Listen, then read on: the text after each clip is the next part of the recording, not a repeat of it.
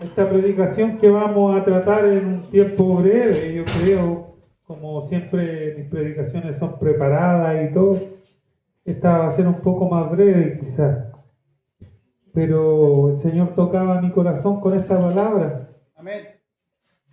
Y me hacía pensar algo en el verdadero convertimiento. ¿Qué es lo que es el verdadero convertimiento? Y me traía a la memoria un mensaje conocido que, si es que no fue la primera, fue una de las primeras predicaciones que hice, que tenía mi Biblia rayada con rojo. Mi señora es testigo de eso. Tenía mi Biblia rayada con rojo en el libro de Hechos capítulo 9, ¿cierto? Porque era una palabra muy importante para mí. Y quiero el día de hoy compartir esta palabra con ustedes. Yo sé que se ha predicado de muchas formas, pero quiero traerla a la memoria, traerla primero a mi corazón. Dice Hechos capítulo 9. Vamos a leer varios versículos hasta el verso 16, del verso 1 al verso 16. Y este pasaje de la Escritura tiene por título la conversión de Saulo. Por eso yo le puse por título el verdadero convertimiento. Amén. Bien, le doy un momento para que lo busquemos.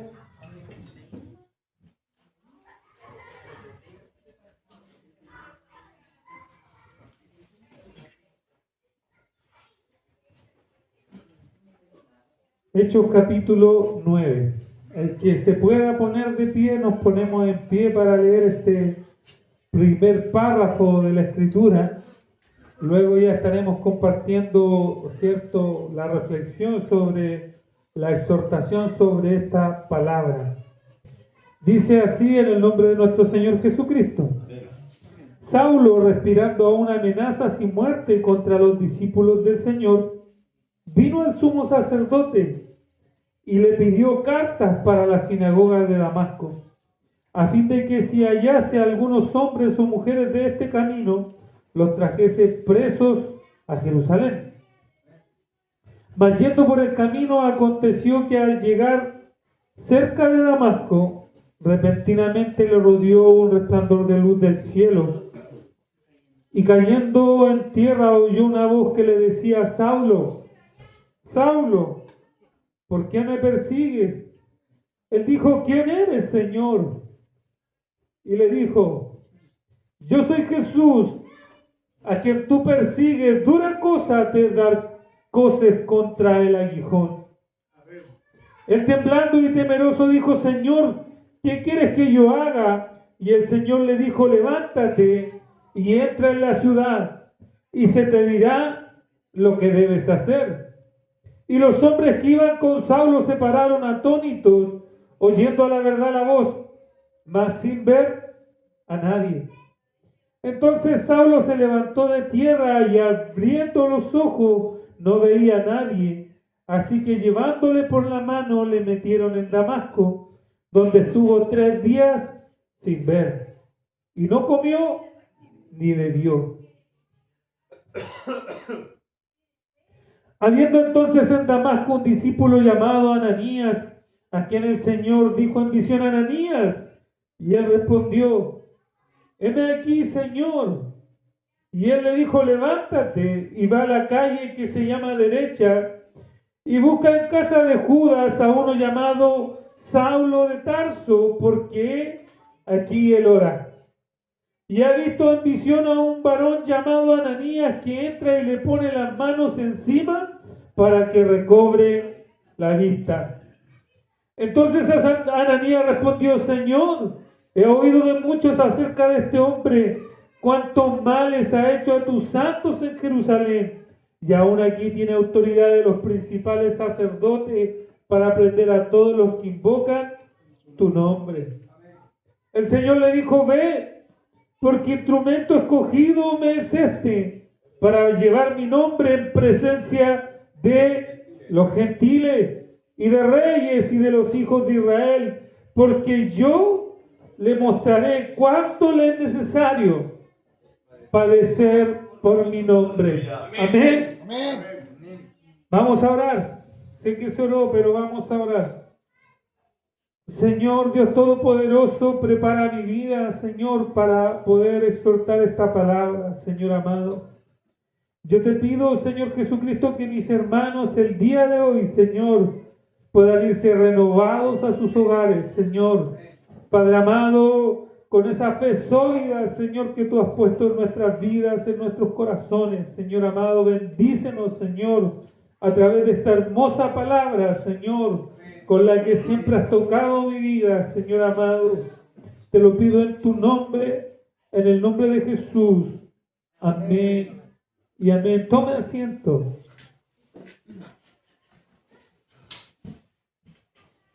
Bien, la mayor parte de los que estamos en este lugar sabemos quién es Saulo. Saulo de Tarso no es otra persona que el apóstol Pablo, ¿cierto? Y el Señor hizo algo especial con este hombre, le cambió el nombre. Amén. Dentro de los discípulos de Jesucristo, el Señor a algunos de sus discípulos les cambió el nombre, ¿cierto? Uno de ellos, ¿cuál sería? Pedro, ¿cierto? ¿Cómo se llama Pedro? Simón, ¿cierto? También a Pedro le cambió el nombre, ¿cierto? Y otros tenían algunos sobrenombres, pero a estos dos especialmente el Señor le cambió el nombre porque tenía un propósito especial para ellos. Cuando nosotros hablamos de el verdadero convertimiento, no podemos dejar de hablar del apóstol Pablo. ¿Por qué no podemos dejar de hablar del apóstol Pablo? Porque el apóstol Pablo, como lo dice en estos versículos, ¿cierto? En el verso 13 dice, entonces Ananías respondió, Señor, he oído de muchos acerca de este hombre, cuánto mal ha hecho a tus santos en Jerusalén, y aún aquí tiene autoridad de los principales sacerdotes para prender, para arrestar a todos los que invocan tu nombre. Amén. Este hombre, cierto, había hecho males contra la iglesia. Ya la iglesia de Jesucristo ya se había constituido en Jerusalén. Y la iglesia se estaba empezando a dispersar. La gente estaba empezando a creer en Jesucristo. Ya se estaba convirtiéndose en un problema para la fe judía, ¿cierto? La fe en Jesucristo se estaba convirtiéndose en un problema para los judíos, porque los judíos, ¿cierto? Su fe estaba involucrada con el Estado. La fe tenía mucho que ver con el Estado judío. Entonces la mayor parte de sus leyes estaban establecidas bajo los cánones de su fe. Y a pesar de que el pueblo de Israel estaba siendo ocupado por los romanos y la autoridad máxima en Israel eran los romanos, también, ¿cierto?, los ancianos, que eran los que gobernaban el pueblo de Israel, tenían cierta autoridad. Entonces, después que Jesucristo muere, ¿cierto?, y empiezan a predicar los primeros discípulos, Pedro y Juan, ¿cierto?, de alguna manera el Sanedrín, que eran los ancianos de Israel, piensan que la fe en Jesucristo se va a diluir, que va a llegar un momento que la fe en Jesucristo va a desaparecer, que iba a ser un mártir más, que iba a ser olvidado. Pero ¿qué es lo que pasa? A través de la predicación que traían los discípulos, se empieza a propagar el Evangelio. Se empieza a contar que Jesucristo, que ese Jesús de Nazaret había resucitado, y que todas las enseñanzas que él traía iban a formar una nueva fe. Entonces, ¿qué es lo que hace el pueblo de Israel, celoso de sus tradiciones? Empiezan a perseguir a estos nuevos creyentes. ¿Cómo se llamaban estos nuevos creyentes? ¿Cómo se llamaban? Cristianos, porque eran seguidores de Cristo. ¿Cierto? Estos nuevos creyentes se empezaron a llamar, a denominar cristianos. ¿Cierto? Un poco más adelante se habla de que en Antioquía se les llamó ya por primera vez, ¿cierto? Físicamente, cristianos. ¿Cierto? Pero eso es lo que se estaba propagando, se estaba propagándose el cristianismo. Entonces, hubo un evento, ¿cierto?, donde la iglesia primitiva empezó a crecer, la primera iglesia, la iglesia de Jerusalén, empezó a crecer. Y hubo un evento especial que dinamitó de alguna forma la propagación hacia distintos lugares de la iglesia. La Escritura dice que la iglesia crecía en Jerusalén y la gente vendía sus propiedades, ¿cierto?, para traer el valor de sus propiedades a los pies de los discípulos, ¿cierto? Y los discípulos repartían conforme a la necesidad que tenían las personas. Y eran sumados todo el tiempo los que habían de ser salvos. Eso dice el libro de Hechos, capítulo 2, ¿cierto? Lo hemos predicado otras veces, hemos leído mucho sobre la multiplicación. Pero sucede un hecho especial que nos lleva a este pasaje de la Escritura. Dice la palabra, ¿cierto?, que las viudas eran desatendidas en la iglesia en Jerusalén. Y los discípulos, al no poderse hacer cargo de todas las personas que estaban dentro de la iglesia, ellos separan a 7 hombres llenos del Espíritu Santo para que pudieran servir a las mujeres y a las viudas de la iglesia. Hombres llenos del Espíritu Santo para servir comida, hermanos, para repartir alimentos. Y dice que de entre estos 7 sale uno especial. ¿Saben cuál es su nombre? Esteban. Esteban era un hombre especial de los que fueron ungidos diáconos. Y este hombre, después que es ungido diácono y sirve en las mesas de la iglesia, él empieza a predicar la palabra. Porque ¿qué es lo que había dentro de él? Espíritu Santo. Y dice la Escritura que este hombre era poderoso en la palabra. El capítulo 7 del libro de Hechos de los Apóstoles dice que en el momento que Esteban está en una predicación, aparecen ciertos judíos celosos de las tradiciones. ¿Y qué es lo que hace? Consienten en matar a Esteban porque no pueden resistir lo que él decía. Había una multitud de gente escuchando lo que Esteban estaba diciendo, y los principales, ¿cierto?, que estaban en este lugar, algunas personas de renombre en Israel, toman la decisión de apedrear a Esteban y tratarlo de blasfemo y apedrearlo. ¿Y por qué estoy hablando de este hecho si estamos leyendo la conversión de Pablo? Porque aquí empieza la conversión de Pablo. Amén. Empieza cuando Esteban es apedreado. El capítulo 7 del libro de los Hechos habla de que Esteban fue apedreado por la gente. Amén. Y Pablo, como era celoso de las tradiciones, como también era judío, Pablo viene y consiente en la muerte de Esteban.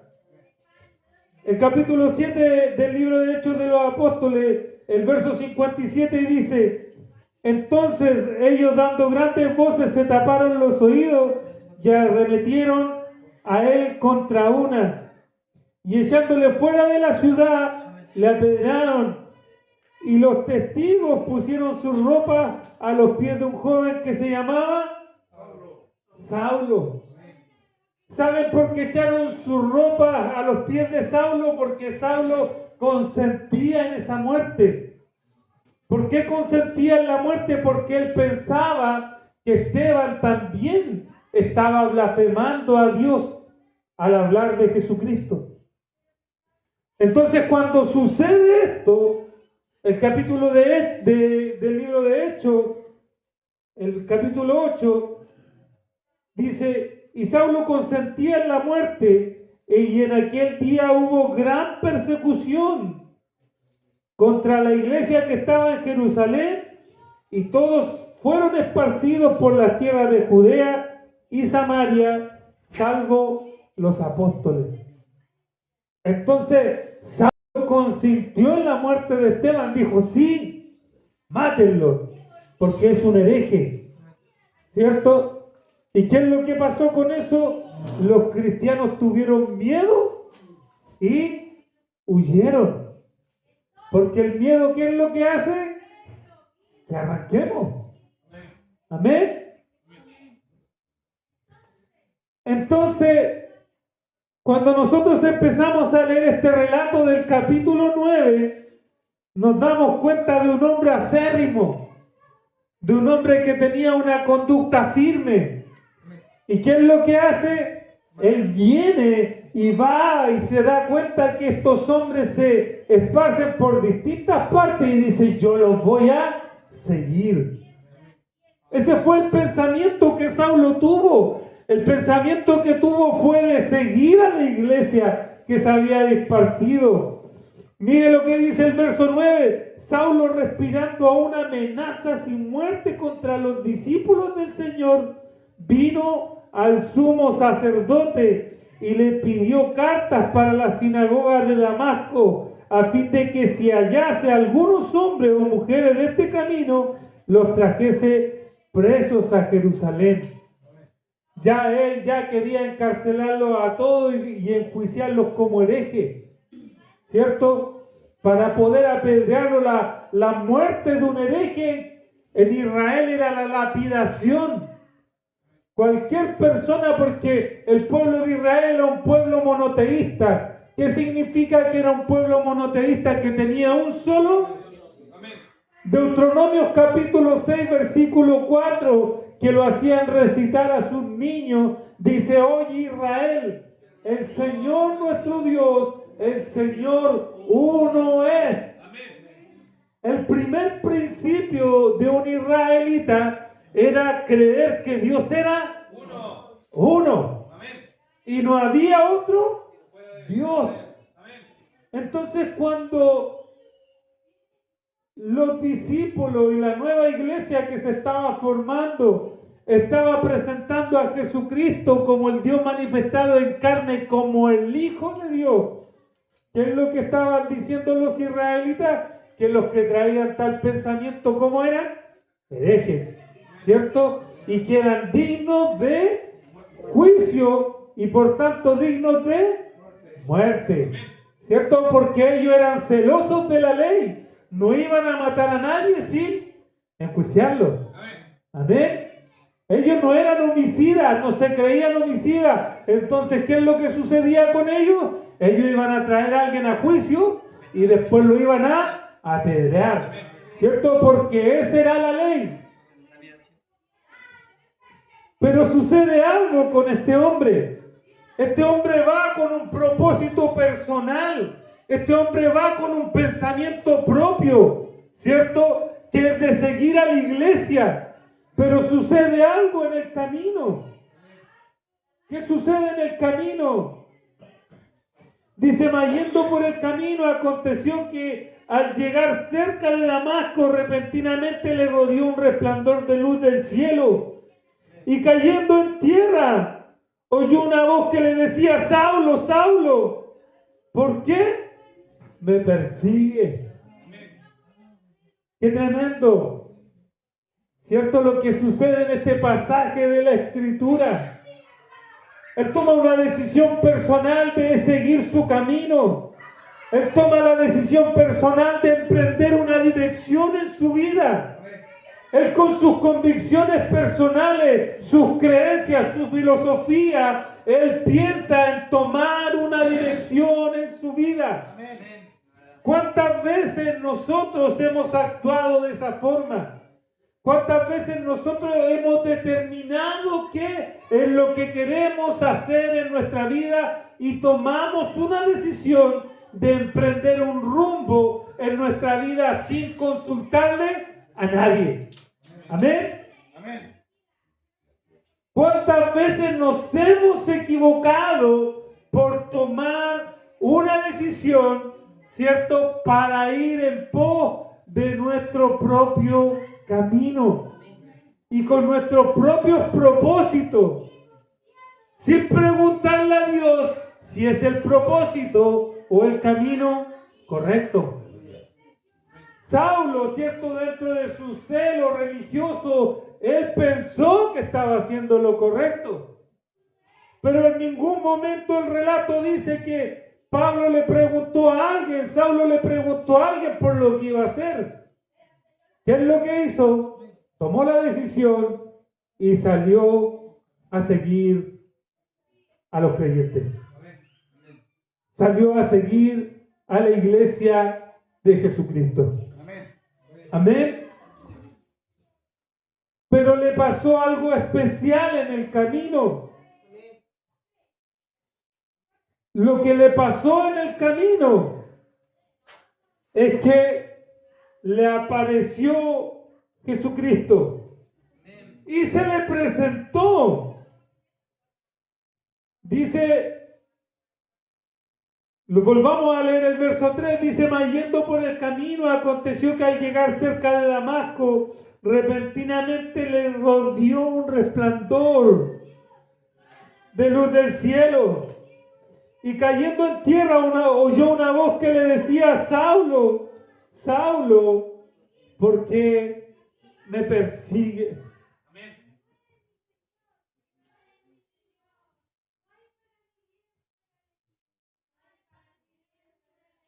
Hay un punto de inflexión en nuestras vidas. Hay un punto donde nosotros estamos viviendo nuestra vida de forma particular. Hay un punto de nuestra vida donde nosotros creemos que lo que estamos haciendo es correcto. Hay un punto de nuestra vida donde nosotros estamos conformes con nuestra forma de vivir. Pero ¿sabe lo que va a suceder?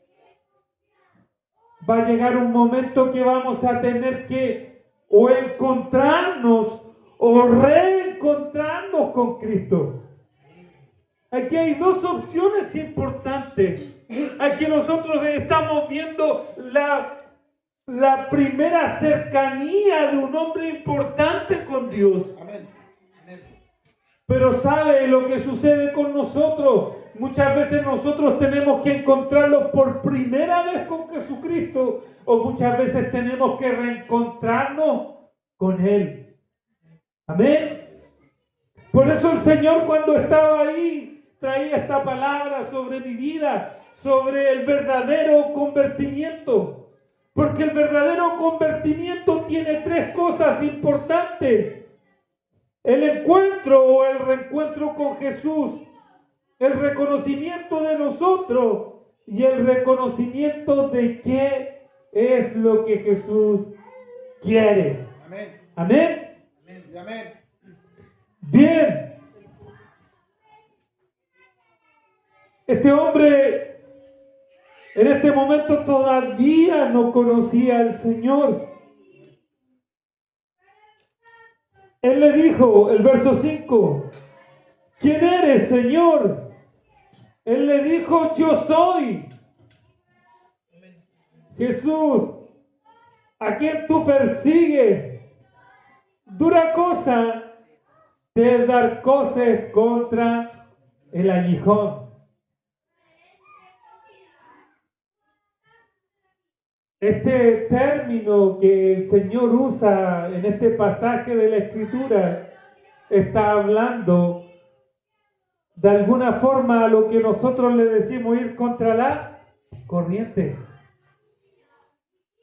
¿Cierto? Cuando una persona va contra la corriente, es como cuando un pez, ¿cierto?, en el agua, va contra la corriente. Nada contra la corriente. ¿Cierto? Sí, se termina desgastándose. Entonces, él usa un término campestre. Y le dice, dura cosa te dar coces contra el aguijón. El aguijón era un palo con punta que se usaba para pegarle en la cabeza a los animales para que pudieran caminar por la dirección correcta. A los bueyes porque son medio porfiados cuando están nuevos. Entonces, le está diciendo que él está dando cabezazos contra una púa, contra una punta, que eso es lo que está haciendo, que está yendo en el sentido contrario. Entonces, hace esta analogía al Señor Jesucristo para poder hablarle a Pablo, para que Pablo entendiese, para que Saulo entendiese qué es lo que estaba haciendo. Pero mire, aquí tiene el encuentro con Jesús, el apóstol Pablo, y sucede otra cosa, el verso 6.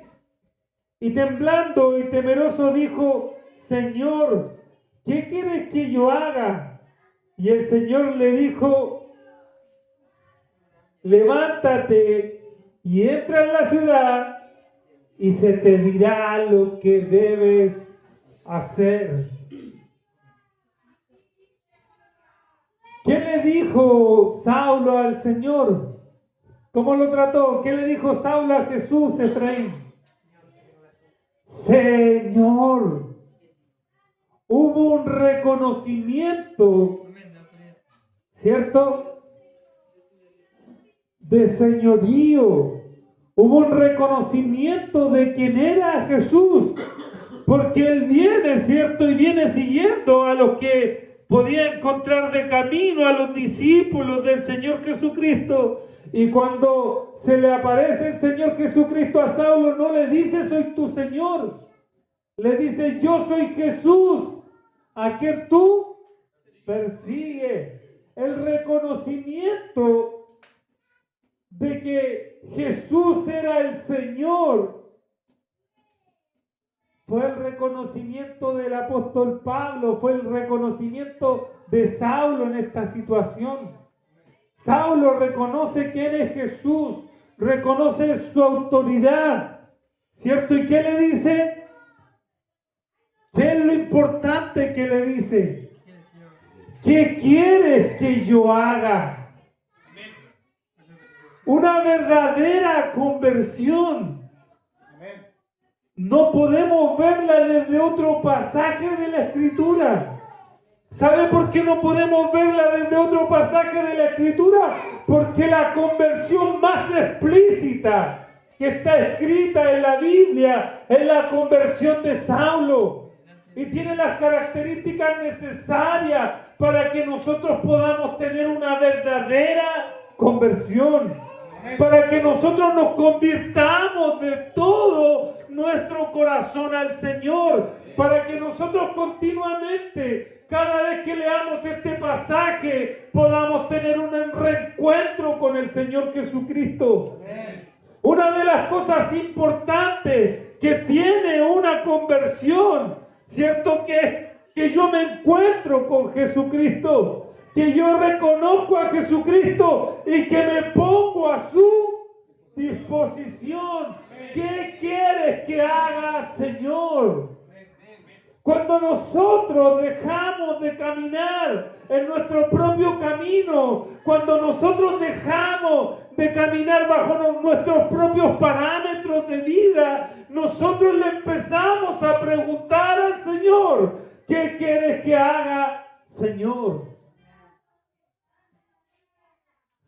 Una de las cosas importantes para una verdadera, una genuina conversión es esta palabra que tiene que estar de continuo en nuestro pensamiento. Si todavía no le estoy preguntándole al Señor Luis, todavía no hay una verdadera conversión en mi vida. Amén. Todavía no me he logrado encontrar con Jesucristo.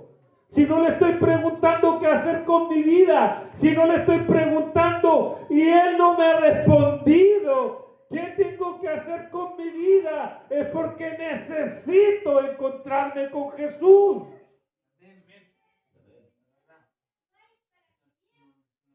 Necesito encontrarme con Jesucristo. Amén, Señor.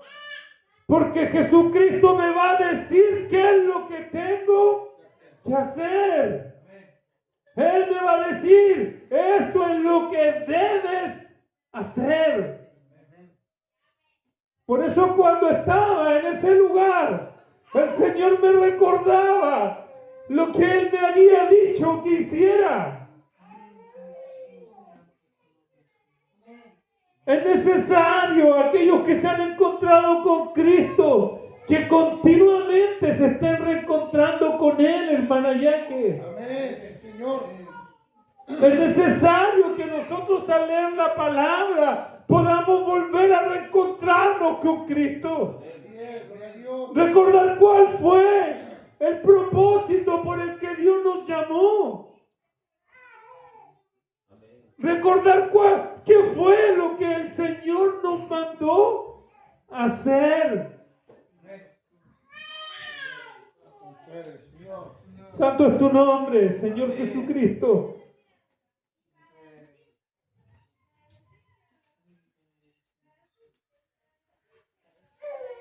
Verso 7.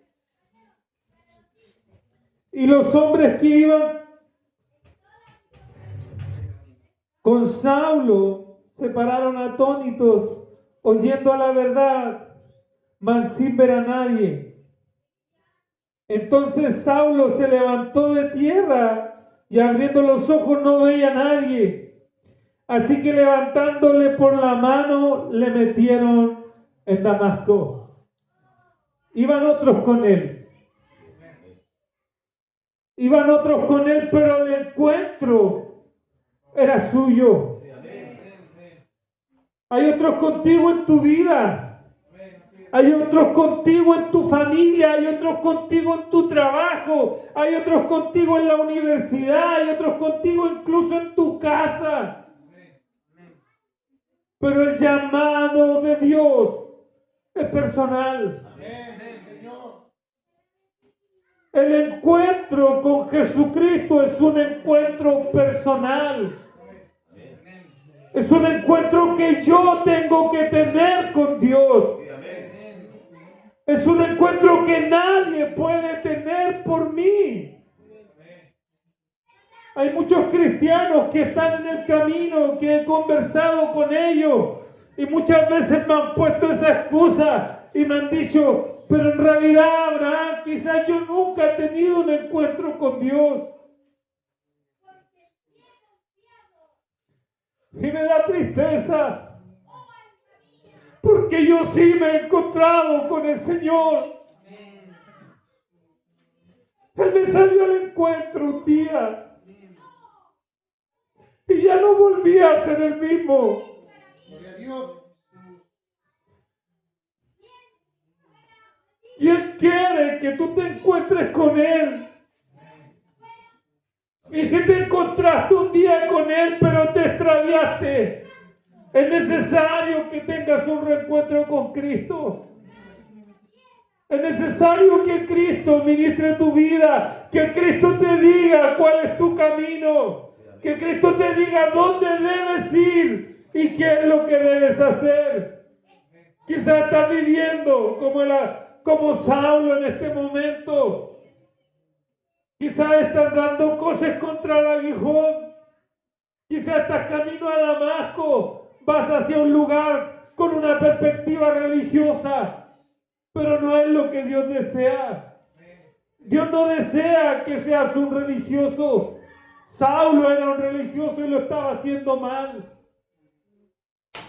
Cristo quiere que tú tengas un encuentro con Él, un encuentro real, un encuentro verdadero, para que haya un convertimiento genuino en tu vida, para que haya un convertimiento real, para que tu vida pueda llegar a ser otra. Amén.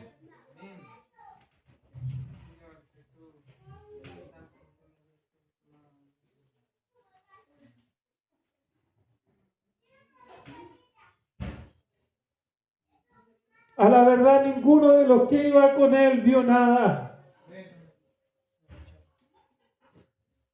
Los hombres que iban con Saulo se pararon atónitos, oyendo la verdad, la voz, mas sin ver a nadie. Ellos no vieron. No era para ellos. El verso 8. Entonces Saulo se levantó de tierra y abriendo los ojos no veía a nadie. Así que llevándole por la mano le metieron en Damasco, donde estuvo 3 días sin ver y no comió ni bebió. Aquí pasa algo realmente importante.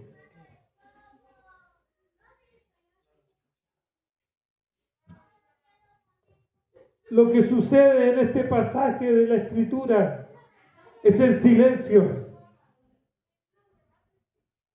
Y es algo que tenemos que experimentar. Muchas veces Dios viene y nos encamina en el Evangelio. Muchas veces Dios viene y se presenta a nosotros. Y vivimos un tiempo de silencio. ¿Y sabe por qué vivimos ese tiempo de silencio? Porque Dios desde el primer momento empieza a enseñarnos. Desde el primer momento que Él nos llama, desde el primer momento que nosotros tenemos un encuentro con Cristo, Él nos empieza a enseñar. ¿Y sabe para qué nos enseña? Para que podamos hacer su voluntad. Para que ya no actuemos por emoción. Para que ya no actuemos locamente, sino que sepamos esperar en el Señor. Y Saulo tuvo que esperar 3 días y ciego y sin poder comer ni beber. Amén. Pero el Señor tenía la salida. Había entonces en Damasco un discípulo llamado Ananías, a quien el Señor le dijo en visión a Ananías, y él respondió: heme aquí, Señor. Y el Señor le dijo: levántate y ve a la calle que se llama Derecha y busca en casa de Judas a uno llamado Saulo de Tarso, porque aquí, ¿qué es lo que hacía Saulo? Él ora. Cuando nosotros tenemos un encuentro con Jesucristo, ¿sabe lo que empieza a hacer? Lo que empieza a pasar con nosotros. Comenzamos a orar. ¿Sabe por qué comenzamos a orar? No a rezar. ¿Sabe la diferencia entre la oración y el rezo? Que el rezo, ¿cierto?, es una frase repetitiva. ¿Cierto? Santa María, Madre de Dios, ruega por nosotros los pecadores ahora y en la hora de nuestra muerte. Padre nuestro que estás en el cielo, santificado sea tu nombre 100 veces. ¿Qué es lo que es eso? Un rezo. ¿Cierto? Pero una oración Es una construcción de palabra.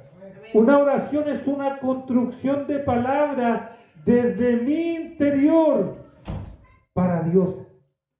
Eso es lo que es una oración, es una construcción de palabras. Yo construyo las palabras con las que voy a orar. ¿Y de dónde las construyo? Desde mi interior. ¿Y para qué las construyo? Para traérselas al Señor. Entonces, ¿cuál es la oración correcta? ¿Está escrita? No, la oración correcta es una oración íntima, propia, de mi expresión. ¿Para qué? Para Dios. Esa es la forma correcta de orar, diciéndole al Señor lo que siento, lo que quiero, lo que necesito, lo que me falta, lo que espero, la gratitud que tengo. Esa es una oración. No necesito ser un erudito para orar. Solo tiene que nacer ese deseo en mí. ¿Y cuándo nace? ¿Cuándo nace el deseo de orar? Cuando me encuentro con el Señor. Ahí nace el deseo de orar. ¿Cierto? Una verdadera conversión se gesta en el encuentro con Cristo. Una persona que no tiene y no está teniendo un encuentro real y personal con el Señor Jesucristo, no va a poder sufrir una conversión genuina. El pecado va a terminar, ¿qué cosa? Tomando gobierno de su vida. ¿Por qué? Porque no tiene una conversión genuina. Por eso es necesario que los que se han encontrado una vez con Cristo se puedan reencontrar continuamente con el Señor. ¿Sabe por qué le digo que es importante? Porque nosotros los seres humanos tenemos una memoria frágil. Entonces, si nos encontramos una vez en la vida, yo me quedo con que me encontré una vez en la vida con el Señor, después se me va a olvidar, si no tenía ni barba el Señor. Ya como lo pintaron, no es, y allá ya había máquinas de afeitar eléctricas, así que se afeitaba. ¿Cierto? ¿Por qué? Porque ya no se va a acordar de cómo es el Señor.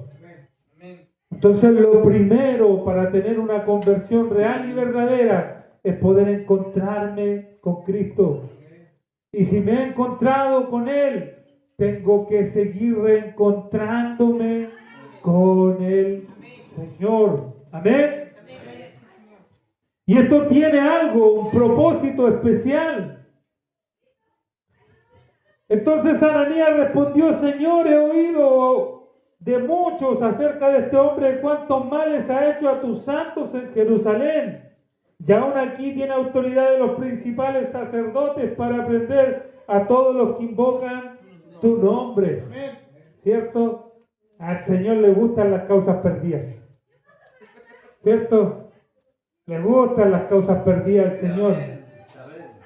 ¿Cierto? No, este ya no tiene vuelta ya. Pásenselo al Señor, ¿no? ¿Cierto?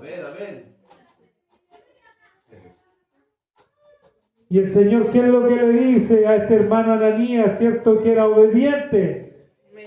Ananías viene y habla de sus aprensiones que él tiene con respecto a Saulo. Y el Señor, déjalo ciego nomás, si este loco no sirve para nada. Ha hecho puro daño nomás, mejor déjalo así. Así está bien, si ya le pagaste conforme a su obra. ¿Cierto? ¿Para qué más? Ese es justicia, Señor. Pero el Señor le dijo: ve, porque instrumento escogido me es este, para llevar mi nombre en presencia de los gentiles y de reyes y de los hijos de Israel. Una verdadera conversión trae un propósito. Una conversión genuina trae un propósito. Dios no te va a llamar porque sí. Dios no te va a llamar como dicen los mexicanos, pa' que sí. Porque ellos dicen así, nosotros decimos porque sí, y ellos dicen pa' que sí. Dios te va a llamar con un propósito definido y determinado. Pero el Señor tiene que probar primero, ¿qué cosa? Tiene que probar, ¿cierto? Lo primero que Dios prueba desde el principio, desde Adán, ¿sabe lo que el Señor prueba en el hombre? La obediencia. Amén. Señor. Es lo primero que Dios prueba, la obediencia. ¿Sabe lo que hace una persona obediente? A mí me gusta mucho la disciplina militar, porque una persona en la disciplina militar, cuando están formando un soldado, el soldado le dice: soldado, tenés que correr hasta desembocadura y quedarte parado ahí todo el día y toda la noche. ¡Sí, señor! ¡A sus órdenes, señor! No pregunta ni para qué, ni por qué, ni cómo, ni dónde me voy a quedar, ni cómo lo voy a hacer. ¿Qué es lo que dice Pablo? Sí, señor. A sus órdenes, Señor. ¿Cierto? Esa es la conducta militar. Y cuando nosotros recibimos un mandato, eso que es un hombre, el que está mandando a otro. Y cuando nosotros recibimos un mandato del Señor, ¿qué es lo que le decimos? ¿Por qué, Señor? ¿Por qué? ¿Para qué? ¿Y cómo? ¿Y dónde? ¿Y con quién, Señor? ¿Y cuándo? Pero, ¿cierto? Entonces, el Señor quiere que tengamos un convertimiento genuino.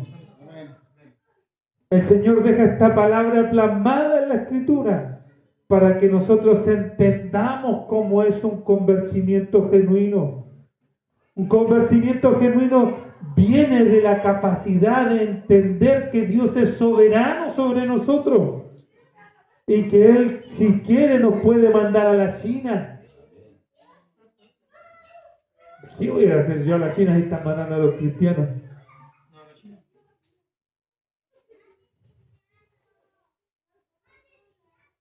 Necesitamos como iglesia tener un convertimiento verdadero. Amén. Y para participar de este convertimiento verdadero, para que Dios nos entregue el propósito por el cual fuimos llamados, tenemos que empezar a ser obedientes. Tenemos que hacernos obedientes al Señor para que el Señor nos pueda mostrar el propósito que Dios tiene con nosotros. Amén. El propósito del apóstol Pablo es que fuese el apóstol de los gentiles. Vamos a terminar este pasaje con el verso 17. Dice: fue entonces Ananías y entró en la casa, y poniendo sobre él las manos le dijo: hermano Saulo, el Señor Jesús que te apareció en el camino donde venías me ha enviado para que recibas la vista y seas lleno del Espíritu Santo. Y al momento le cayeron de los ojos como escamas, y recibió al instante la vista, y levantándose fue bautizado, y tomando alimento recobró fuerza, y estuvo Saulo por algunos días con los discípulos que estaban en Damasco. Aquí hubo una conversión especial y él fue introducido a la familia de la fe. Un converso no puede vivir fuera del cuerpo, ¿cierto? Yo no puedo estar convertido a Cristo y estar orando en mi casa. No, si yo estoy convertido al Señor, pero oro en mi casa, oro en mi casa, gasto en mi casa. Si yo estoy convertido a Cristo. Esa no es una verdadera conversión.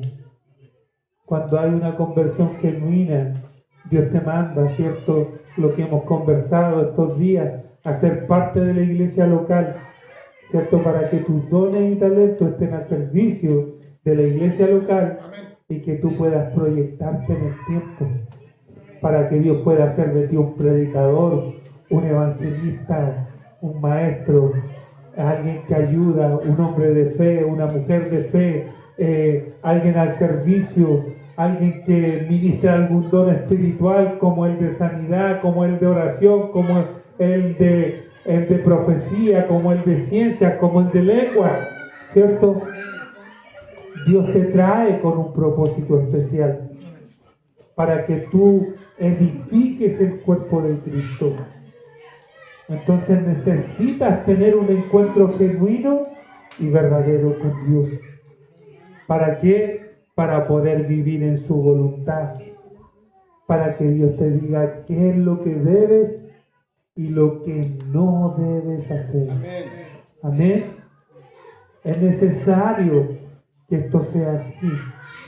Y los que se han encontrado alguna vez con Cristo tengan un reencuentro con Dios. Es necesario tenerlo continuamente. No, si yo una vez ya me encontré con el Señor, estoy fumándome un habano, ya me encontré con el Señor. Ya se te olvidó ya cómo era el Señor, ya. Si el Señor no te mandó a eso, te mandó a orar, te mandó a vivir en su voluntad. Amén. Es necesario, ¿cierto?, que nosotros estemos continuamente reencontrándonos con Cristo. ¿Para qué? Para que Él venga y pueda ocupar nuestras vidas con un propósito especial. Amén. Yo sé que Dios tiene un propósito para cada uno de ustedes, pero tienen que descubrirlo en el Señor. Tienen que descubrir su propósito. Dios tiene que tratarlo con ustedes y muchas veces no van a tener que contárselo a nadie. ¿Ustedes creen que el apóstol Pablo, el hermano Saulo salió y dijo, yo soy el apóstol de los gentiles y que tienen que respetarme? No, hermano, no hizo eso. ¿Sabe lo que hizo? Él trabajó humildemente. Él anduvo predicando el evangelio en todo lugar donde pudo. Y después que ya fue reconocido, porque no se reconoció a sí mismo, sino que lo reconocieron como uno de los apóstoles. Y después que lo reconocen a él, lo llevan a Jerusalén después de 15 años de esta situación. Los discípulos lo reconocen y lo reconocen como apóstol y al único apóstol que no había estado con Jesucristo, porque había sido el único hombre que después de su muerte, aparte de los discípulos, le había aparecido el Señor en persona. Amén. Entonces él no llegó y dijo que yo soy el apóstol Saulo. No. Él esperó, ¿cierto?, que se pudiese reconocer de parte de sus hermanos el propósito por el cual Dios lo había llamado. Y el día de hoy nuestra iglesia, la iglesia gentil, la iglesia chilena, la iglesia argentina, colombiana y de distintas partes del mundo, está sustentada en la doctrina que el apóstol Pablo dejó para los gentiles. Imagínense el propósito gigante que el Señor dejó en la vida de Pablo. Este hombre, cierto, que vivía de forma contraria al Evangelio de Jesucristo. Así que necesitamos tener un encuentro real y verdadero con el Señor. Amén. Y oremos para poder, cierto, conocer su voluntad. Empecemos a orar, oremos para que continuamente nos estemos encontrando con el Señor. Lo necesitamos. Muchas veces vivimos, cierto, nuestra vida como Pablo, viviendo nuestro propio camino. Y venimos a la iglesia y es bueno, pero pensamos que estamos viviendo en el camino correcto y no le preguntamos al Señor qué debemos hacer. Y hacemos lo que queremos. Amén. Tenemos que empezar a preguntarle al Señor, Señor, ¿qué quieres que haga? ¿Qué quieres que haga en el trabajo? ¿Qué quieres que haga en el colegio? ¿Qué quieres que haga en la universidad? ¿Qué quieres que haga con mi vida amorosa, Señor? ¿Cierto? ¿Qué quieres que haga, Señor, con mi vida sentimental, con mi vida emocional? ¿Qué quieres que haga, Señor, con mi economía? ¿Qué quieres que haga con el lugar donde vivo, Señor? ¿Qué quieres que haga de mi vida, Señor? Pregúntele al Señor. Voy a citarle un pasaje de la Escritura, del libro de Eclesiastés. Dice, acuérdate de tu Creador en los días de tu juventud, antes que vengan los días malos, de los cuales digas, en ellos no he tenido contentamiento. Muchas veces la vida se pasa y la gente no alcanza a vivir la vida que Cristo desea. Y la vida nos hace buena sin Cristo. Así que es mejor que viva al Señor ahora. Sobre todo los que son jóvenes. Y los que son tatitas también tienen que vivirlo porque les queda menos para irse con el Señor. ¿Amén? Es mejor, ¿cierto? Estar en el último trecho que hacer el trecho largo también. Bien, vamos a orar. Pónganse en pie. Vamos a orar por esta palabra que el Señor trajo a mi vida este día, ¿cierto? Le damos gracias al Señor porque Amén, Señor. no me pasan muchas veces estas cosas. Como les digo, casi siempre el mensaje está ahí, ya el Señor lo pone y todo, pero estaba ahí sentado y el Señor me hablaba de esta palabra.